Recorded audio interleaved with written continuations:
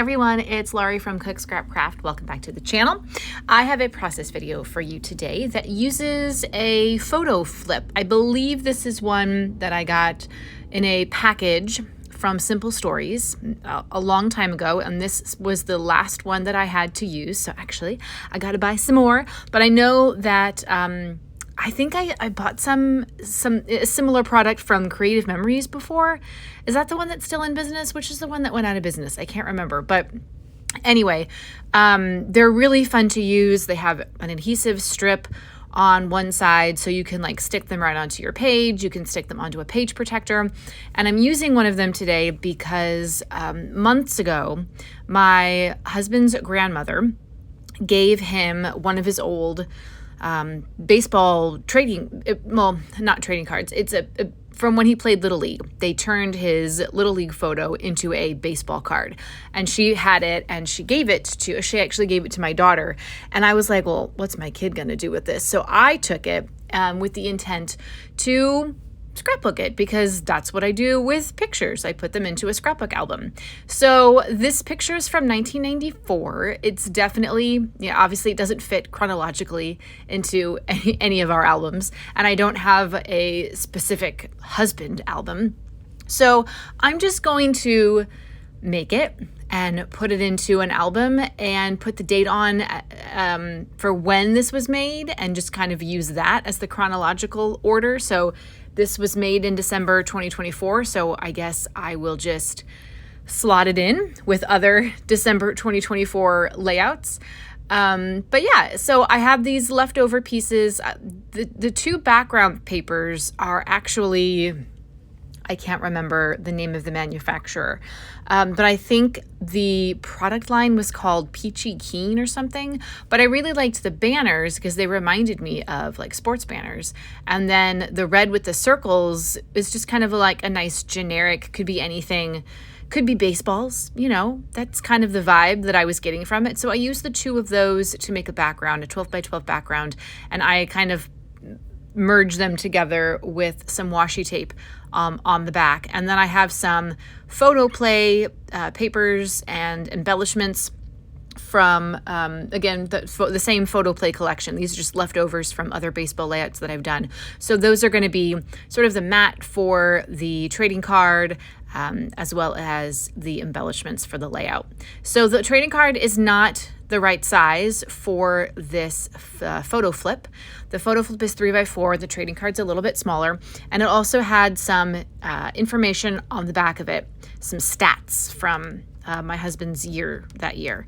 And obviously, if I put it in the photo flip, you're going to see his picture right side up, but then the information is going to be upside down on the other side. And I didn't want that. So I just made a photocopy. Our printer is also a copier. So I just made a copy of the back of the card, and I cut that out, and I'm going to slide that I'm going to put that underneath the photo flip so that that's what you flip up to read.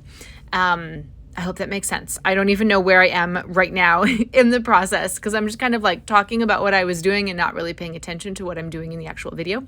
But that's the goal.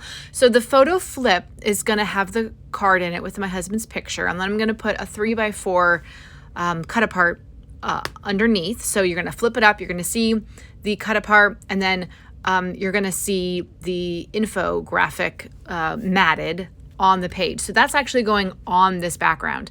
The photo flip itself, you could put it right on the layout, but because my layouts go inside of 12 by 12 page protectors, if you see something with a flap and you can't easily flip it without pulling out the whole layout, that kind of defeats the purpose, I think. I feel like you could cut a hole into the page protector if you wanted to do that.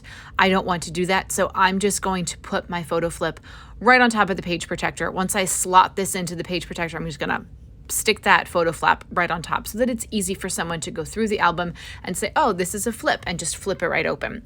And I don't care if it's, I'm going to put it into the page protector the one way. It's not going to matter if it's, oh my gosh, chronologically, this actually needs to go behind the pocket page instead of on the front. It doesn't matter because this isn't a chronological thing. It could literally just go anywhere in the album, right? In the December 2024 album, which I'm super behind on. I'm scrapbooking August 2023 photos right now. So we'll get to December 2024 like in 5 years, I guess. So that's just how I prefer to do these pocket things. You can do them a different way. Maybe you like to use them in other ways and you want to share those ways down in the comments below. Just let me know. Now I've got the embellishment. So these are a variety of stickers and die cut pieces. And I'm just kind of creating like a little circle going around the image. And I've got some different pattern papers. One kind of is bisecting, or not bisecting, it's going over the line of bisection with the red polka dot and the banner paper. And then I've got a little bit more of a green, like baseball field pattern paper going behind the image. So I've created like a T and the image is going right in the center of the T. And then these embellishment pieces that I'm sticking down are just kind of going around in a little wreath.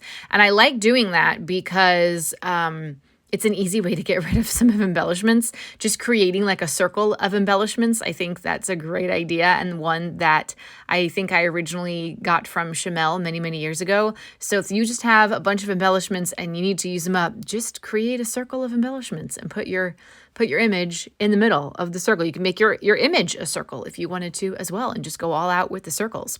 Obviously, I'm not going to cut this trading card because it needs to stay looking like a baseball trading card, and we don't want to mess anything up.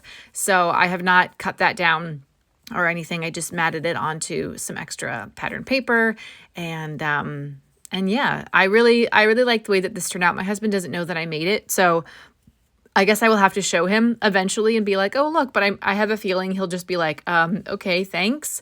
He's not really big into scrapbooking the way that I am. Even my daughter will probably be like, whatever.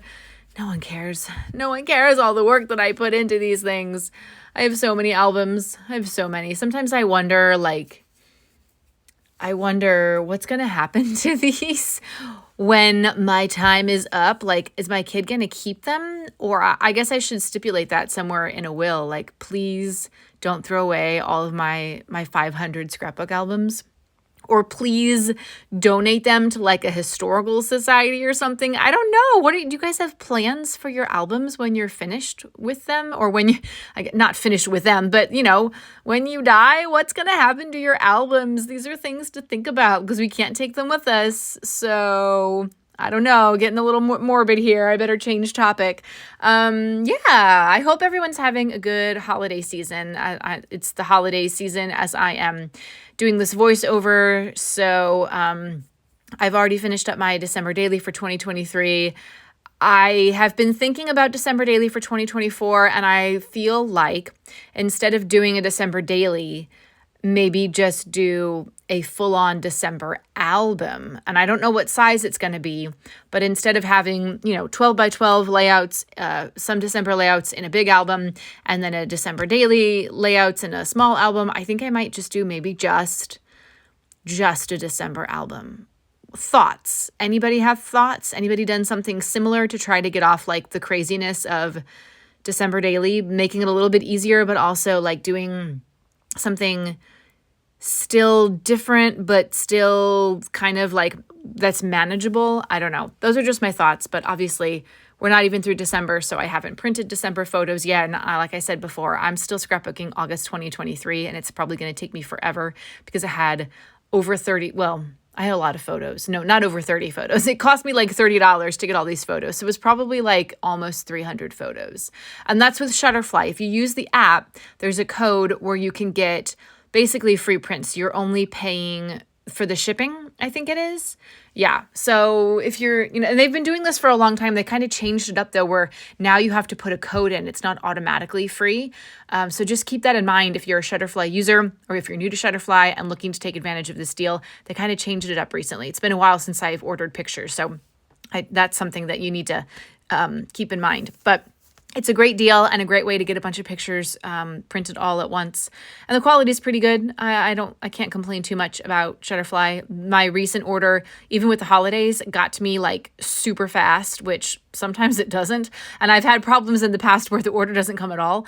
But yeah, I would recommend them if you're looking for a good deal on getting some photos printed. If you're behind on things like me and you just got to get a lot of photos done at once, then definitely check that out, that deal. So I just did a little bit of journaling down there. My embellishment circle is all ready. I'm putting in the title. It took me a while to find the right letters for the title, but I'm just going to title it, obviously, Little League, because that's what this photo is. And I also have some number stickers there that denote the year that this was taken.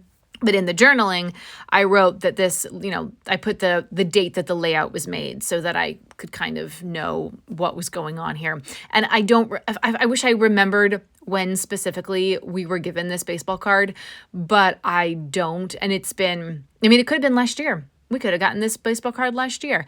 But since I don't remember when we got it, I'm going to go by the date that I made this layout. So obviously it's not in the 12 by 12 page protector yet. I still have the trading card image just kind of resting there so I know where it's going to be and what it's going to look like when it's all finished. And you'll see in the close-ups what it looks like as I'm flipping it open. I'm happy with the way this turned out. I really like using these flip-flops. And like I said, I need to get some more. I'm assuming that Simple Stories still makes them, or if you know of any other manufacturers that also make them in lots of fun different sizes, that let me know. That would be great, because I just love the ease of adding an extra photo or doing something a little bit different like this that adds some interactivity to the page.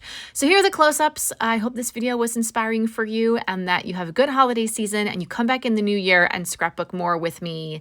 Thanks so much for watching. Click subscribe and don't forget to follow me on all my social media channels. See you later. Bye.